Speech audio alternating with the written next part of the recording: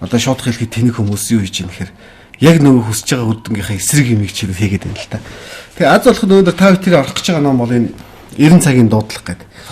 Энэ нөгөө нэг бүтлгүү янз янзын юм хийдэг. Гэхдээ энэ илүү өндөр түвшин дээр нийгмийн оюун санааг яаж барьж удирдах гэж гэдэг талаар гарсан хамгийн сүүлчийн хамгийн мундаг та бол ном болгоцсон. Энэ бол баримт кино тий. Тэгээ уг нь бол яг энэ 2007 9 11 онд бол гарсан юм 3 сер баримт кино л да. Zeitgeist. Та бол 90 цагийн дуудлага. 90 цагийн дуудлага гэж бол би нэр өгсөн тийм ном л да. Энэ номыг нэлээд ярьж тавсан. Аз болж энийг уншсан учраас та бүхэн ярилцлага явуулж байна. Хэрэв уншаагүй бол энэ ярилцлага юу ч болох байсан юм билээ гэж би бүр бас санаа зовоод байна л да. Тэгэхээр шууд номоос эхлээл явчих. Тэгээд тий. Завсар дунд нь таны нөгөө эсэргүү номнуудыг бүгдийг үзүүлээ. Хүн сүргийн үйлдвэрлэл гэдэг байна. Хамгийн анхны таны их алдарт гарсан ном бол энэ эдийн засгийн халуурчны намжлал Джон Перкинсийн ном. За дараа нь энэ сөүрлийн өрүүдгээд одоо энэ хүнсээр яаж дэлхийн нийтийг эрхэндээ оруулах маш асар том төлөвлөгөө хэрэгжүүлдэг тухай энэ ном байгаа. За энэ мухардл гээд одоо энийг бол би жишээлбэл бүр их юу яадаг юм. Гайхалтай ном гэж боддог. Одоо өнөөдөр Монголын намууд бол жишээлбэл Оросд ч тэр ер нь улс төрийн үзэл санаа гэж ерөөс юу гэдмээ прагматик намууд байх хэрэгтэй гэсэн тийм байдлаар орчоод. Ер нь бол манад сүүлийн 20 жил бол бидний найдаж бидний итгэж болоо дагаж ирсэн энэ үзэл санаа бол өөрөө мухардл болчихлоо байхгүй болчихлаа гэдэг тийм. Угаасаа тийм мухардах тийм тавилантай ийм үзэл байсан юм байна л да. Тэг тэрний тухай ном.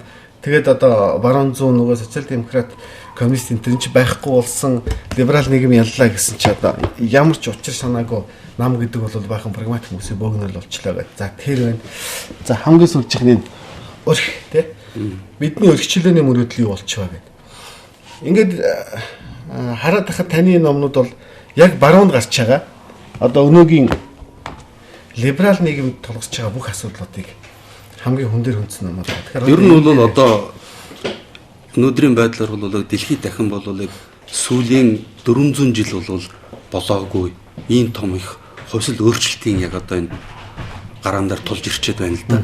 Одоо бол дэлхийд дахин бол одоо энэ тэнд янз бүрийн үйл явдлууд бол нөрнөж байна. Гэхдээ харамсалтай нь бол тэр болгон манайхан бас тэрний дуйлан чимээг нь бол тэр болгон сонсохгүй тэрний цаатлын бол мөн чанарыг нь сайн ойлгож авахгүй байна л да. Манай хэвлэл мэдээллийн хэрэгслүүдээр гарч байгаа мэдээлэлүүд бол үндсэндээ дандаа энэ гадаадын том болоо корпорациудын болоо цацж байгаа энэ мэдээллүүдээр голцоо бүх мэдээллүүдээ бэлдэж гаргадаг учраас тэр болгон юмыг манай иргэд сонсож ойлгож мэдэхгүй. байна. Даваасын чуулгуулц болохоор гадаа нь бахан хүмүүс жагсаад л тий. Тэгээ ерөнхийдөө нөгөө энэ ганцхан манай хэвлэл мэдээлж биш юм шиг байгаа. Нөгөө BBC, CNN, Deutsche Welle энэ төр хүртэл нөгөө тархи багт оролцдог тийм систем болж орчод байгаа. Тэгэлгүй яах вэ? Тэр угаасаа ердөөсөө бол дэлхийн судлаачдын бол хэлсэн байж байгаа. Дэлхийн бол үндсэндээ мейнстрим буюу дэлхийн олон нийтийн мэдээллийн хэрэгслүүдэд хийж байгаа гол бол одоо мэдээллүүдийг 6 юм мэдээллийн юм том конгломератууд бол эзлээд авсан. Том корпорациуд. Тэр бол ердөөсөө дэлхийн хүн ардд очиж байгаа бүх мэдээллүүдийг хайрцагладаг. Зөвхөн бол өөртөө бол шаардлагатай тэд нар өгнө гэсэн мэдээллүүд өгнө. Тэгээд харамсалтай нь бол их мэдээллүүд дандаа үнэн байдлаас болоод гажиж тэрийг дандаа дутуу юм уу аль эсвэл бол өөр өнцгөөс тайлбарлаж өгч учраас тэрийг үзсэн усуудад өөр бол одоо чинь бодол санаа тэдний тархинд өөр ойлголт болж байгаа. Ийм байдлаар ердөөсөө явж ирсэн. Энэ бол ийм л. Одоо энэ хуучин жигсаан төглөө явж хахад сөрөг хэвлэл мэдээлэл хэрэгслээ манай ч гэсэн яг гаргадаг гэсэн тэр систем л байгаа юм л да. Жишээлбэл Давостай тэр даяарчлыг эсрүүцсэн том жигсаал болж хахад зүгээр нэг хэдэн хүн байгаа юм шиг харагдаад байдаг. Гэтэл яг дараа нөгөө бодит байдлаар судлаад өгөхөд тэнд бол дэлхийн алдартай эрдэмтдүүд, мундаг эдийн засагчид, за улс төрийн том онолчид ер нь бол бүх салбарын шилдэг хүмүүс асар олноор очиж цуглаж тэрэн дээр энэ даяарч энэ өнөөгийн энэ нийгэм яага болохоо байгаад байгаа гэдгийг маш сайн ойлгуулж байгаа юм бол даяар одоо Давос туссан боловч уулзалтыг бол эсэргүүцсэн тийм анти одоо даяарчлалын хөдөлгөөн глобалист хөдөлгөөн гэж хэлдэг.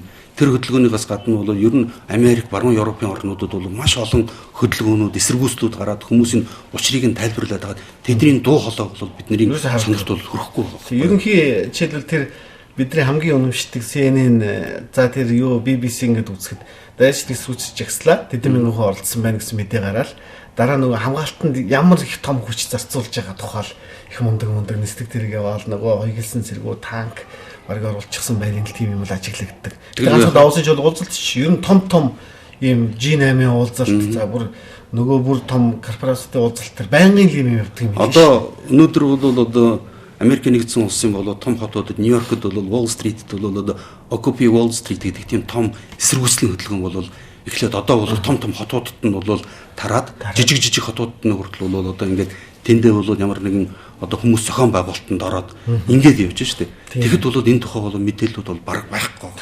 Зөвхөн бол энэ талыг бол өөртөө хэрэгтэй одоогийн эрх баригчид зөвхөн тухайн орнуудын энэ дэлхийн техник бүх эдийн засаг санхүү бүх одоо бидний энэ болохгүй байж байгаа бүх бод одоо энэ асуудлуудыг үүсгэж байгаа тэдний эзэд энэ бүгдийг бол яг л ийм байдлаар барьж байгаа өнөөдөр гэж. Одоо болоход интернет сүлжээ гарсан энэ дэлхийн энэ муухай тогтолцоонд том цохилт өгч байгаа. Бид нар бол ямар нэгэн байдлаар үзье гэсэн юм бол авчиж чадчих шүү дээ одоо бол тий. Заавал нөгөө том сонгуудыг хүлээж авах юм. Тэгэл ер нь бол 17 дугаар зууны үед бол Гутенбергийн пресс гэж бол ялангуяа хэлбэр бүтээгдэхүүн тарж гэлснээс хойш бол тэрнтэй зэрэгцүүлэх хэмжээний асар том хүмүүсийн оюун санааны гэгэрэл хоорл бол одоо интернетээр бол дамжиж бол тарж байгааг олон судлаачид эрдэмчид байж байгаа шүү дээ. Урд нь бол ердөөсөө тухайн улс орны тухайн болов бүс нутгийн тухайн ТV-ийн дэлхийн бол энэ бодлогыг тодорхойлж ирсэн энэ усуудыг л өгч ирсэн. Энэ усуудад биднэрт ийм юмнуудыг л өгсөн. Энэ одоо мэдээллийн орон зай дотор бид нар ихэнхдээ дандаа төөрөлдөл дандаа монгорол дундал бид нар байсан байхгүй. Одоо бол ердөөсөө интернет бол хүмүүс өөрийнх нь одоо үзэл бодол юмнуудыг чөлөөтэй солилцдог. Одоо дэлхий дээр үж байгаа цорын ганцхан мэдээлэл солилцох. Одоохондоо цензурт ороогүй. Гэхдээ бол сүүлийн үед бол интернетийг бол бас өөрийнхөө одоо энэ харьцагт бол хийх маш хүчтэй оролдогууд гарч ирээд одоо Америк нэгдсэн улсын конгресс дээр бол одоо гаднаас бол кибер довтлогоноос хамгаалах гэдэг нэрийн дор мөн адилхан болоод эрхчлэн юуны акт үлээ. Тий, патриот акт гэж тийм. Тийм юмнуудыг бол одоо тийм дандаа бол хүн ардынхаа эсрэг дэлхийн хүн ардын одоо энэ ардчлал хүний эрх чөлөөт үзэл бодлоо илэрхийлэхийн нэрхийн эсрэг явж байгаа юмыг дандаа өөр юмар бол халахалч ингэж хийдэг шүү дээ. Ер нь бол энэ бол бүр шалгагдсан арга. Олон энэ бол 10 жил магадгүй энэ олон 100 жил үргэлжилж байгаа арга байна. Би одоо жишээлбэл сая энэ нэг автомашингийн өдөр дээр л зүгээр энгийн жишээл гарч байгаа нь тийм байхгүй. Жишээлбэл төв зам хаасан маань гоё юм. Яг энийг л үзүүлнэ, тий? А иргэд бол бодит мэдээллийг бол хаанаас авах хэрэгтэй бол туслах замуудаас авах хэрэгтэй. Тэрэн дээр бүгдээ төгжрөл бүх юм болчихоо тий. Гэхдээ орой бол албан ёсны мэдээ бол яаж гарах вэ гэхээр хэрхэн автомашингийн өдөр сайхан тэмдэглэсэн тохиол мэдээ гарах нь шүү дээ, тий? Эднийг бол хүмүүс авахгүй. Тиймэрхүү. Тэгээ ямар нэгэн бол одоо нийгэм тулгуурчаад байгаа асуудлаас ард нийтийн болоо санаа бодлыг холдуулах тэрийг бол өөр бол ийм манипуляцид оруулахын тулд бол ер нь нэг юм технологи байдаг байхгүй. Тэр бол ямар нэгэн асуудлыг зориуд бий болгоод тэгээд ард түмний бол одоо тэрийг эсэргүүцсэн эсвэл тэрийг хүлээж авсан энэ реакцийг харж агаад өөртөө яг хэрэгцээтэй байгаа өөрийнхөө бол нууж исэн энэ одоо арга хэмжээнүүдийг санал болгодог. Энэ бол ердөөсөө нийгмийг удирдах энэ бол эрх баригч нарын бол олон зуун жил, олон 10 жил хийжсэн энэ бол технологи орсон юм процесс шүү дээ. Тийм байна. Хоёулаа Z-case-ээс эхлэв.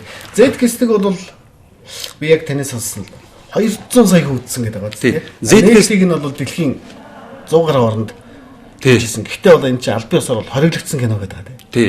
Ер нь бол Z-case буюу 90 цагийн дуудлага гэж бол энэ номыг миний одоо ингээд ном болгочоод энэ гаргаж ирсэн ийм энэ одоо бол өөрөө 3 одоо ангитай баримт кино шүү дээ. Тэгээ 2007 онд бол 1-р анги нь бол гарсан байгаа. 2-р 1-р анги, 2-р анги, 3-р ангийг нь бол дандаа Лос Анжелесийн одоо баримт кино үзүүлдэг тийм кино театрт албан ёсных нь бол нээлттэй хийгээд тэрэн дээр бол зөвхөн Америкийн ер нь энэ барууны бол одоо нийгмийн идэвхтэйгөө судлаачид эрдэмчид бол цуглаж маш том одоо үйл ажиллагаа арга хэмжээ болсон. Гэвч харамсалтай нь бол тэрийг ялангуяа миний түрүүчийн нөгөө хэлж ирсэн энэ Main Street буюу бол дэлхийн одоо олон нийтийн мэдээллийн хэрэгслийн үндсэн бол одоо каналуудаар тэрийг дамжуулахгүй болдог. Тэгэхэд эднэрийг бол дандаа одоо энэ манайхан бол аваад үзэж болно. Энэ бол YouTube одоо Google интернетийн тусгай видео контентууд бол тавьдаг ийм серверүүдээр тавьсан байгаа шүү дээ. Энийг бол англи хэл дээр нь бол аваад үзэж болно. Тий. Тэгэхээр та бол монголчлаад энийг ингэж гаргацсан байна л да. Би тэгээд энийг бол зөвхөн ингэж энэ киног 2007 оны бол сүүлчээр ер нь энэ кино анхны одоо анги нь бол 2006 онд бол 2007 оны 6 сард бол гараад маш их баруун Европын Америкт бол хүмүүсийн дунд бол маш том шууган дэгдээсэн, маш том давлгаа олсон ийм кино шүү дээ. Гэхдээ гайхалтай нь BBC-ийн кино гэдэг. Энэ бол BBC-ийн кино биш шүү дээ. Энэ бол кино докюменталистуудын ер нь өнөөдөр магадгүй бол дэлхийд дээр бол хүлээн зөвшөөрөгдсөн байж байгаа бол маш том бол кино докюменталист бол энэ Мероло гэж энэ Америк нэгдсэн улсын иргэн Питер Жозеф Мероло гэдэг ийм хүн. Тэр хүн бол энийг зохион байгуул. Ер нь баримт киног бол угаасаа зохиодгүй шүү дээ. Тэгдэг шүү дээ. Гол нь кинодыг нэг хүн бол хийдгүү. Тэрийг бол олон судлаач эрдэмтэд бол оролцоод нийгэм тулгарч байгаа энэ санааг бол баримт одоо нотлохоо юмнууд дээр бол үндэслээд тэгэд энэний бол одоо тайлбарыг нь бол хүмүүст хүргэсэн ийм л одоо жанрын хэлбэр шүү дээ угаасаа. Тийм байна. Шууд номдоо ороод байвал та. Би бурхан гэж юу юм бэ гэдгийг мэдэхгүй. Гэвч юу бурхан биш вэ гэдгийг харин сайн мэдэж байна гэдэг.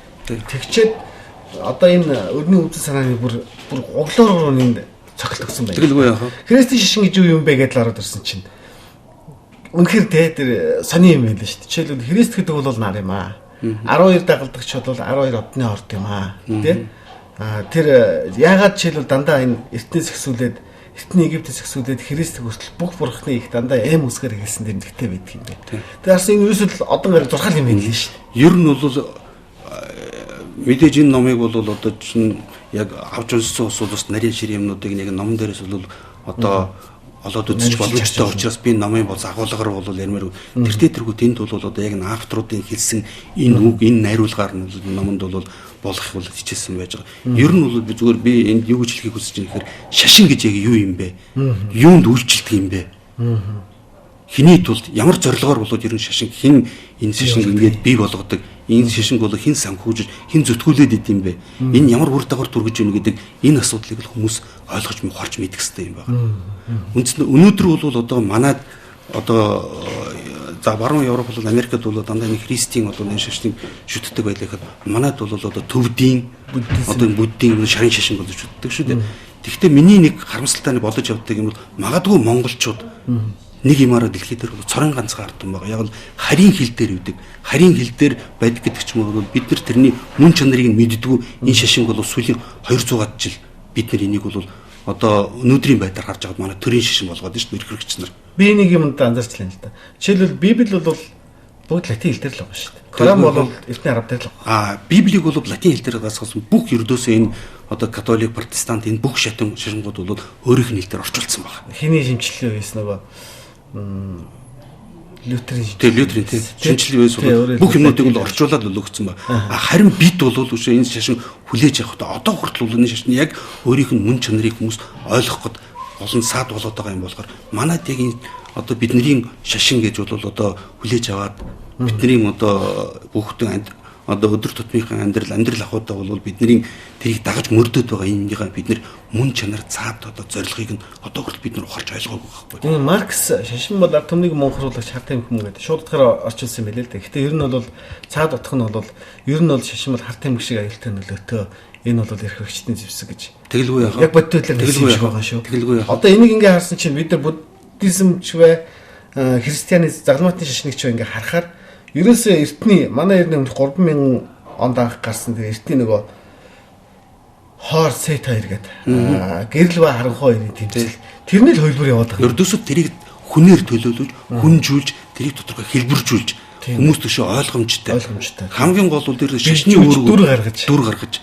Яагаад дүр гаргах шаардлагатай болсон гэхдээ зэрэг хүмүүс ямар хүмүүсийн бүр ухамсар дотоод ухамсартан суулгаж өгөхийн тулд би одоо ямар нэгэн болоод химийг бол хүн одоо хүлээж авахдаа бас тийм тэр усуудын хүлээж байгаа шиг тийм хэмжээнд давдгүй байна. Тийм учраас заавал бол одоо чинь Христ нарыг бол Христээр бол дүрслээд хүнээ дүрслээд Христийн одоо чинь 12 шав гэж байгааг бол энэ бүх орд гаригуудыг дүрслээд ингэж ижиж хүмүүсийн оюун санаа бүр дотоод ухамсартан суулгаж байгаа асуудал. Тийм. Яг тэгээд хамгийн гол одоо эндээс бидний ойлгож авах энэ дээр анхаарлаа хандуулах юм бол энэ шашин дээр үндэслээд бусад бол одоо чинь янз бүрийн тийм доогон үзэл бодлууд бол яг энэ дээр тулгуур энэ дээр дөрүүлж яг энэ дээр л байсан байна. Энэ дээр дөрүүлж яг тэгвэл эхлээд бол би одоо чи ямар нэгэн болоо шашин ямар нэгэн тэрийг эргэлзэж бодохгүйгээр шүүн тунгааж бодохгүйгээр хүлээгээд авчдаг юм бол тэр одоо чинь тэр зуршлыг чамд бий болгох чинь дараагийн одоо бидний амьдралыг бомилж байгаа янз бүрийн энэ хоосон сургаал догмуудыг өгөх энэ бол татаа хөрсөнд бий болж байгаа. тэгж байгаа. Хамгийн гол аюулгүй Тэгэхээр цоор юм байна.